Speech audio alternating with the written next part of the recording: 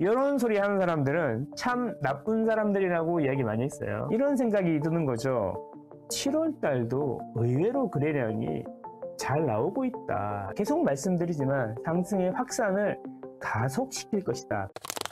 아파트는 망고쌤.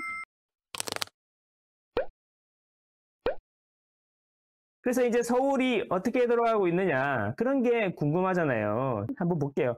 3주가 지났지 않습니까? 3주. 27일에 금요일에 발표하고, 그리고 그 다음 주 월요일에 한국부동산 데이터가 나오고, 그리고 그 27일 규제 발표 이후에 이제 세 번째 맞는 데이터 한번 볼게요. 자, 이게 6월 23일 망고맵이에요. 망고맵. 뻘겋게 돼 있는 게 많이 오른 거고, 파랗게 돼 있는 게 많이 내리는 건데, 파랗게 돼 있는 게 하나도 없다는 이야기는 서울 전체가 다 오르고 있고, 빨간색이 지난 곳은 좀 많이 올랐다. 강남 쪽이, 강남 14구가 많이 올랐다. 이렇게 보시면 되죠. 근데 이제 6월 23일이고 6월 27일 규제 발표하고 나서 바로 월요일 날 나온 거 따끈따끈한 걸 보면 규제 나오자마자 막 폭락하거나 이런 거는 생각보다 안 보인다. 거의 비슷한 것 같다. 이런 이야기고요. 그리고 또 일주일이 지났어요. 그랬더니 7월 7일 데이터가 나왔어요.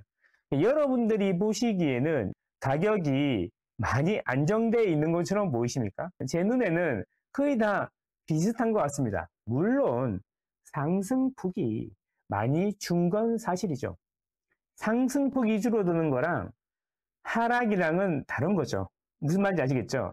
그러니까 무슨 이야기냐면 상승폭이 줄어든다는 이야기는 이렇게 보시면 되죠. 이렇게 이제 이게 0이면 상승폭이 이렇게 상승하다가 상승폭이 줄어드는 거는 이게 상승폭이 이렇게 계속 상승하다가 상승폭이 줄어든다 이런 이야기잖아. 이번 주는 이만큼밖에 못 올랐다라는 거지 마이너스로 내려갔다는 이야기가 의미가 아니지 않습니까? 그죠?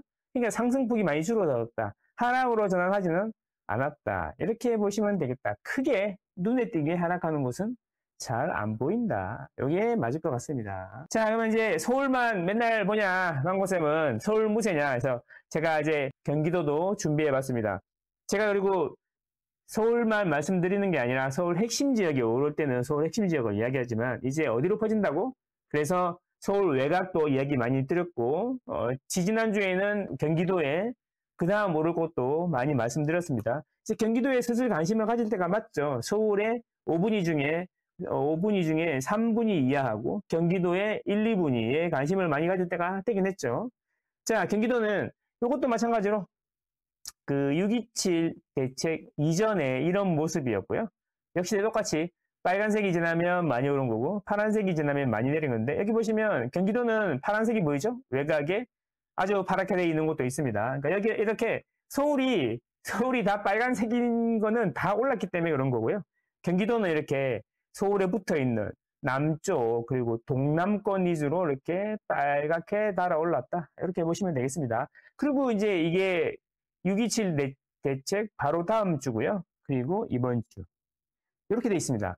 물론 상승폭이 많이 줄은 건 사실이지만 여러분들이 보시기에 경기도도 많이 눈에 띄게 떨어지는 곳이 보이시나요? 과천이라든지 분당이라든지 이렇게 많이 올랐던 곳은 상승폭이 많이 줄은 게 맞는데 여기도 여전히 상승폭이 줄은 것이지 하락 전환한 건 아니다. 이런 말씀 드립니다.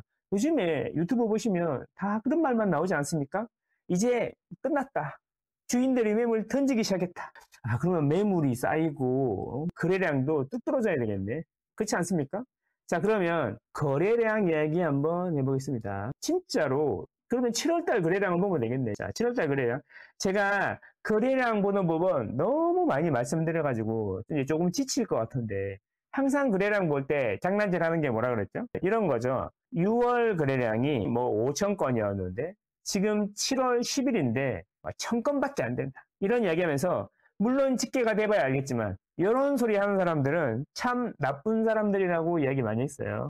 7월 들어서 11일이니까 11일 차인 거죠. 그러면 7월 11일 거래량은 6월 11일 거래량하고 비교해봐야 되는 거고 5월 11일 거래량하고 비교를 해야지 5월달 전체 거래량하고 7월 10일 거래량을 비교하면 안 되겠죠. 그래서 제가 지금 7월 10일 기준으로 거래량을 봤더니 6월 10일은 567건이었고 7월 10일은 506건이었다. 그리고 5월이나 3월은 300건대였다. 이렇게 보면 7월달 거래량이 확 줄었다? 이렇게 말하기 좀 어렵지 않겠습니까, 여러분? 자, 그래서 저는 이런 생각이 드는 거죠. 7월달도 의외로 거래량이 잘 나오고 있다. 이런 이야기입니다. 6월달은 이미 1만 건이 넘었고 1만 1000건 이상 될 것 같은데 7월달도 초반에는 6월이랑 비슷하게 간다. 물론 6월보다는 좀 적겠죠. 아무래도 영향이 좀 있겠죠. 그런 이야기다. 그래서 주인들이 매물을 내놓기 시작하고 집값이 5억씩 떨어지고 1억 5천이 떨어진다는 이야기는 좀 더 지켜봐야 되겠지만 아직은 아닌 것 같다. 그런 이야기입니다. 자, 그래서 경기도 거래량인데요. 7월 거래량이 1507건이고요. 6월 거래량이 1659건이다. 이런 이야기예요. 그러면 자, 보세요. 7월 거래량이 6월 거래량보다 좀 적긴 하지만 특별히 7월 거래량이 전체 뭐 3월이나 5월이나 이런 거에 비해 가지고 거래량이 적진 않다. 이런 거죠. 오히려 많다.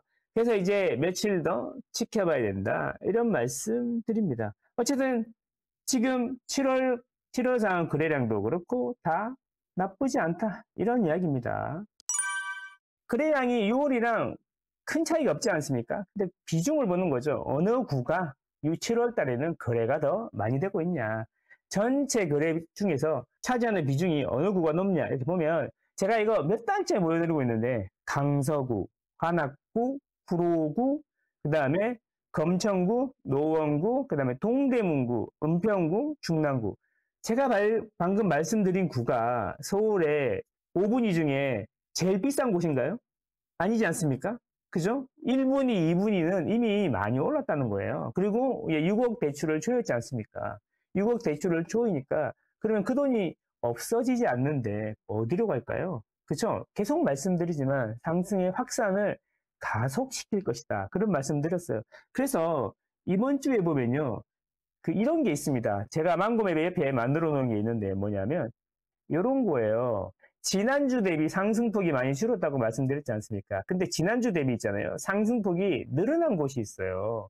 늘어난 곳. 그러니까 오히려 지난주보다 더 오른 곳이 있다는 거죠. 의외죠? 이런 곳이 있다는 겁니다. 다 떨어진다고 생각하시는데 상승폭이 많이 줄었는데 의외로 상승폭이 오히려 늘어난 곳도 있다. 자, 그래서 보시면 그게 어디냐? 강서구, 관악구, 구로구, 그 다음에 금천구. 지난주 대비 별로 상승폭이 안 작아진 곳이 중구, 광진구, 동대문구. 여러분, 방금 제가 거래 비중 이야기하면서 말씀드린 곳이랑 비슷하지 않습니까? 그래서 이렇게 데이터가 서로 일치한다는 거죠. 이게 중요하다는 거다. 그래서 제가 몇 달 전부터 계속 말씀드린 게, 자, 규제를 하게 되면 상승의 확산을 가속화시킬 것이다. 그런 말씀 계속 드렸던 것입니다. 그죠? 그래서 눈치 빠르신 분들은 빨리빨리 움직이시기 바랍니다. 그래서 이러면 모든 걸 볼 때, 거래량을 보나 여러 가지를 볼 때 지금 서울은 급락이다? 그렇게 판단하기는 쉽지 않은 것 같습니다. 제 생각은 이렇습니다. 여러분들은 현명하시니까 좋은 결정하시리라 생각합니다. 감사합니다.